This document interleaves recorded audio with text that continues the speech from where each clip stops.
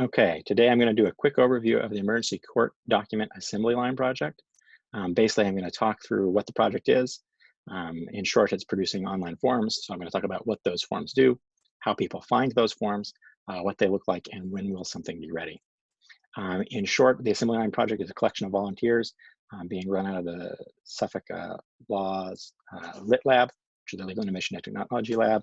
And we have a bunch of volunteers from a bunch of nonprofits and some other universities and a bunch of students working to create an assembly line to produce mobile-friendly, online fillable forms that can be sent directly to the court.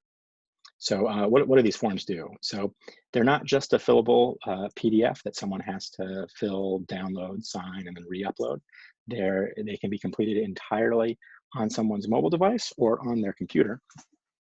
And they ask a bunch of questions. They sort of act as a guided interview that moves people through the form, produces a PDF, and then delivers that to the court in a format that they would like. It looks like that probably will be something like an email. Additionally, the forms allow, if there is staffing available, for people to staff a live chat, which would allow someone who's filling out the form to basically chat with someone who can see the form they're working on and help them move through that form. So the question is, how do people find these forms? So of course, people could be linked directly to the forms from websites such as the court or MLRI or Mass Legal Help, or other resources that would normally link to forms, but in this case, they would link directly to the fillable forms.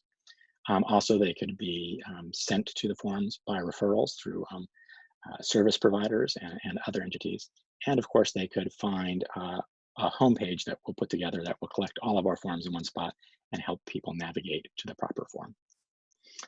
Another use case is actually that someone could contact an advocate. So this would be this could be someone working at a legal services agency. This could be someone at the court, anyone who we wanted to make available to do this.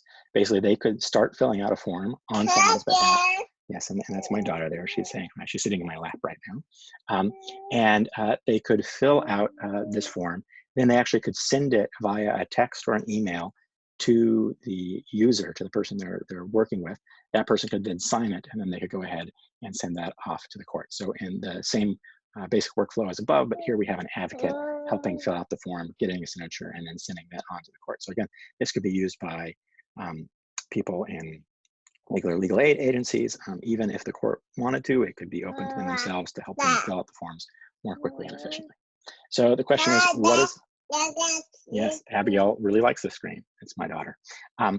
This is a wireframe of what this looks like right now. And so a wireframe is just a not working example to give you an idea. All of this is really just filler text and filler space. And it's okay now, she makes a little noise. We just want to be a little quiet, but yeah. So here is an example of a whole bunch of different areas. Right now, we're really just looking at things like housing and domestic violence. This was just a mock-up to help sort of see how it all fits together. Someone would click on a sub area, and then they would see their action here. So for example, maybe it was a temporary restraining order in a housing context. They would then start the form. They then would have their form they could just fill out here, and it's just a collection of questions that they answer. They then get a preview of what they would like to say, and then they send it, and they get a confirmation giving them next steps. Additionally, they would actually be able to go in if they sign in and view their previous forms. So they could see things.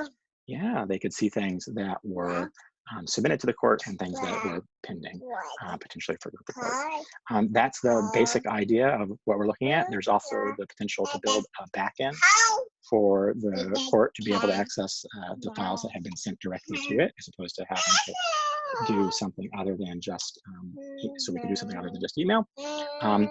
And that's really sort of the long and short of it. The last bit is sort of when will something, when will something be done? And the key thing here is what we're doing is we're working with a process known as minimum viable product. So what we're trying to do is produce the skateboard before we produce the Ferrari. And the idea is that we should have something. Oh, my daughter really wants to open up this marker so she can draw. Here we go. We should have something available next week.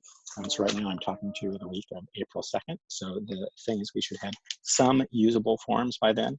We're prioritizing 209A, the family of 209A forms and temporary restraining orders in the housing context.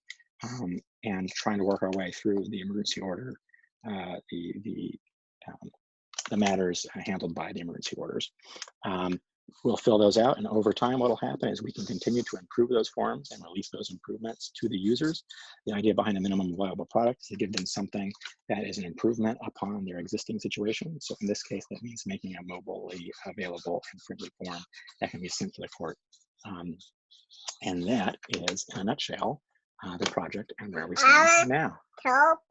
Yeah, Abby likes that. Okay, cool. Thank you.